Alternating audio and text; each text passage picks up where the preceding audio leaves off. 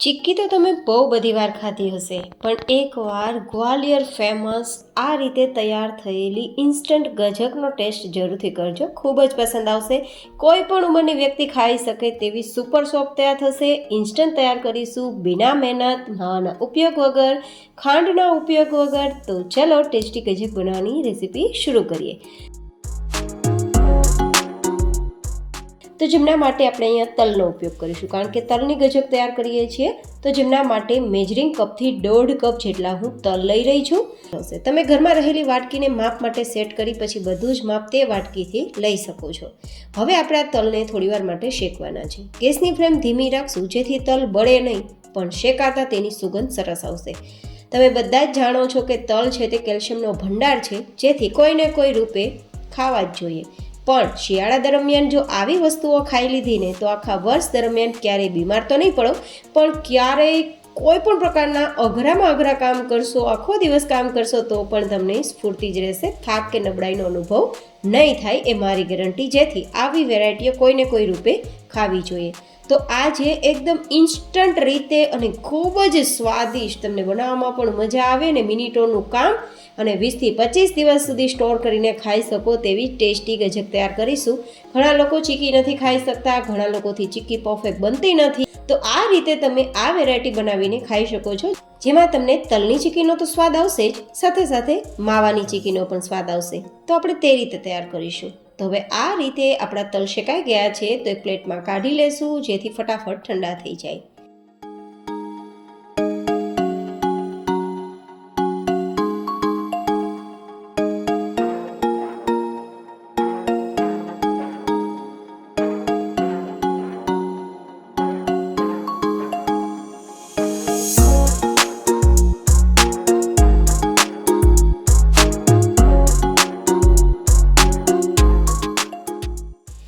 ઠંડા થઈ ગયા બાદ તેને મિક્સરમાં લેવાના છે, કારણ કે આપણે તેનો પાવડર તૈયાર કરી શકીએ. ક્યારેય પણ કોઈ પણ વસ્તુ ગરમ હોય ત્યારે પીસવી નહીં, જેથી તેની ખરાબ સ્મેલ ના આવે. તો ઠંડા થઈ ગયા બાદ તલને ઉમેરી દીધા છે, અને એકદમ માવા જેવો ટેસ્ટ લઈ આવવા માટે હું 1/2 કપ જેટલો મિલ્ક પાવડરનો ઉપયોગ કરું છું.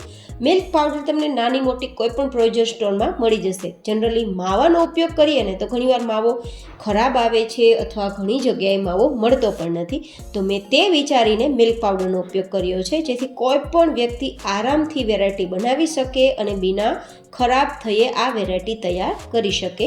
તો આ રીતે 1.5 કપ તલ અને 1/2 કપ જેટલો મિલ્ક પાવડર આપણે મિક્સરમાં લઈ લીધો છે, અને હવે તેનો દરદરો પાવડર તૈયાર કરીશું. તલમાં તેલ હોવાના કારણે તેની પેસ્ટ ના બની જાય તે ખાસ જોજો, જેથી મિક્સરને ચાલુ બંધ કરીને જ આ રીતે પાવડર તૈયાર કરશું. તો એકદમ સરસ પાવડર તૈયાર થઈ ગયો છે. તો હવે આપણે ખાંડનો ઉપયોગ તો કરશું નહીં, તો અહીંયા ઉપયોગ કરીશું ગોળનો. તો મેજરિંગ કપથી 1 કપ જેટલો આપણે ગોળ લીધો છે. તમે જે વાટકી કે જે કપથી તલ લીધા હોય ને તે જ વાટકી કે તે જ કપથી તમારે અડધો ગોળ લેવાનો. મતલબ 1.5 કપ તલ ને 1/2 કપ મિલ્ક પાવડર, એટલે કે કુલ ટોટલ 2 કપ જેટલું મિશ્રણ છે ને, તો તેની સામે 1 કપ જેટલો જ ગોળ લેવાનો. કે આ ગોળ જે સુધારેલો છે ને તેને ઇન્સ્ટન્ટ સુધારવો હોય, બિના ઝંઝટ સુધારવો હોય, અને ડબ્બામાંથી ગોળ નીકળતો ના હોય ત્યારે તમને ઝંઝટ લાગતી હોય, તો તમને એ રેસીપીની લિંક ઉપર આઈ બટનમાં આપી દઈશ. તમે ઘરે આરામથી ગોળ ડબ્બામાંથી કાઢી શકશો, માઇક્રોવેવના ઉપયોગ વગર ફટાફટ ગોળને સુધારી શકશો. તે તમને ઉપયોગી ટિપ્સ બનશે. તો જરૂરથી તે વિડીયો પણ નિહાળજો. હવે આપણે ગોળને ઓગાળવા માટે 1 ચમચી જેટલું ઘી ઉમેરીશું. જો કે અહીંયા તમારે ઘી ના ઉમેરવું હોય તો પણ ઓપ્શનલ છે. અડધી ચમચી ઉમેરવું હોય તો પણ તમારી ચોઈસ, 2-3 ચમચી ઉમેરવું હોય તો પણ તમારી ચોઈસ. અહીંયા ઘી માટે કોઈ પણ પ્રકારનું માપ લેવું જરૂરી નથી. અહીંયા તમે તમારી પસંદ પ્રમાણે ઘી વધઘટ કરી શકો છો, કારણ કે આપણી વેરાયટી તલમાંથી તૈયાર થાય છે, અને તલમાં તેલ હોવાના કારણે તેનું તેલ પણ રિલીઝ થઈ શકે, જેથી આપણે ઘીનો ઓછો ઉપયોગ કરીએ તો પણ ચાલે. હવે આ રીતે થોડીવાર ધીમા ગેસની ફ્લેમ પર ચલાવીશું ને તો ગોળ ઓગળી જશે.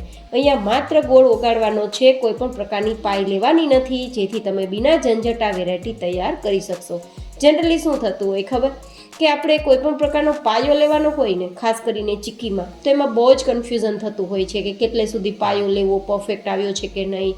આ બધી જ મેથડ માથાકૂટ વાળી છે, પણ જો આ બધી જ માથાકૂટથી બચવું હોય ને તો આ વેરાયટી એકદમ બેસ્ટ રહેશે. બિના ઝંઝટ તૈયાર થશે, અને ચીક્કીનો સ્વાદ તો આવશે જ આવશે, હવે આ રીતે થોડીવાર ચલાવ્યું ને તો આપણો ગોળ ઓગળી ગયો છે. માત્ર ગોળ ઓગળે ને એટલે ગેસની ફ્લેમ બંધ કરી દેવાની છે અને પછી આ ગરમ ગરમ ઓગાળેલો ગોળ આપણે નીચે ઉતારી લઈશું અને પછી તેમાં આપણે આ રીતે તૈયાર કરેલો તલ અને મિલ્ક પાવડરનો પાવડર ઉમેરી દઈશું. હવે આ રીતે આપણે મિલ્ક પાવડર અને તલનું મિશ્રણ ગોળના પાયામાં ઉમેરી દીધા બાદ મિક્સ કરી દઈશું. મિક્સ કરતાં જ એકદમ સરસ બધું ભેગું થવા લાગશે. ન વધારે કડક થશે, ન વધારે લૂઝ થશે. એકદમ ઇન્સ્ટન્ટ વેરાયટી તૈયાર થઈ જાય છે. માત્ર મિનિટોનું કામ છે, પણ આ વેરાયટીને તમે 20થી 25 દિવસ સુધી સ્ટોર કરીને ખાશો તો પણ ખરાબ નહીં થાય, જેથી મિનિટોનું કામ મહિનાઓ સુધી તમને મજા આપશે.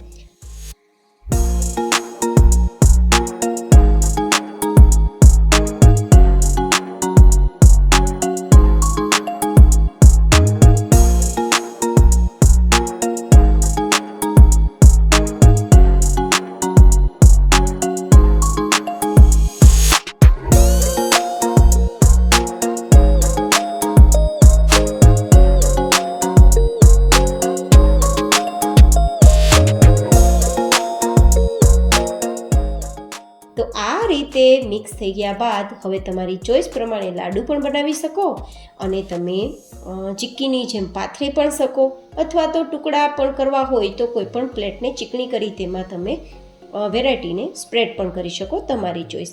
હવે આપણે તેને પાથરવા માટે એક પ્લેટને થોડા ઘીથી પહેલાં ચીકણી કરી લઈશું, જેથી ફટાફટ ડિમોલ્ડ થઈ જાય અને પછી જેટલું સમાય તેટલું આપણે આમાં આ રીતે પાથરી દઈશું. હાથથી લેવલ કરી શકો છો, ચમચથી લેવલ કરી શકો છો, અથવા કોઈ પણ પ્રકારનો ફ્લેટ વાટકો હોય તેનાથી પણ તમે દબાવી શકો છો, જેથી એક સરખું લેવલ આવી જાય. આને ઠંડુ થતાં પણ સમય નથી લાગતો, જેથી તમે 5-7 મિનિટ છોડશો ને ત્યાં ઠંડુ થઈ જશે, કારણ કે શિયાળો છે તો કોઈ પણ વસ્તુ ફટાફટ ઠંડી પણ થઈ જાય છે. તો હવે થોડું હલકું ગરમ હોય ને ત્યારે કટ લગાવી દેવા, જેથી એક સરખા ટુકડા તમે તૈયાર કરી શકો.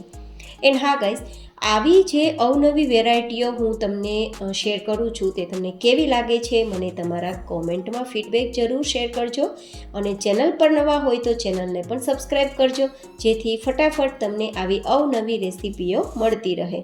મારી મહેનત પસંદ આવે તો લાઈક કરજો, ના પસંદ આવે તો ડિસલાઈક કરી શકો છો. અને આવી વેરાયટી બીજાને હેલ્પફુલ થાય તેવું લાગે તો તમારા ફેમિલી ફ્રેન્ડ્સના ગ્રુપમાં શેર પણ જરૂરથી કરજો.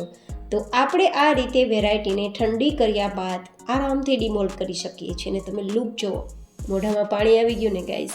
આ ચીક્કી કે આ વેરાયટી તો તમે બહાર પણ માર્કેટમાં જોતા જશો, પણ થોડી મોંઘી મળે છે. ઘરે તમે એકદમ સસ્તા ભાવે તૈયાર કરી શકો છો અને હેલ્ધી ને હાઇજેનિક તો બનશે જ, કારણ કે ઘરે તૈયાર કરી છે. તો ઇન્સ્ટન્ટ ગ્વાલિયર ફેમસ તિલ ગજકની રેસીપી તમને કેવી લાગી તમારા ફીડબેક જરૂર શેર કરજો. આરામથી ટુકડા થઈ જાય છે, મતલબ સુપર સોફ્ટ તૈયાર થઈ છે. તો કોઈ પણ ઉંમરની વ્યક્તિ, દાંત વગરની વ્યક્તિ પણ ખાઈ શકે તેવી તૈયાર થઈ છે. તો એરટાઇટ બોક્સમાં ભરી 20થી 25 દિવસ માટે આ ગજકને તમે માણી શકો છો. ફરી મળીશું એક નવી જ એન્ડ હેલ્ધી રેસીપી સાથે.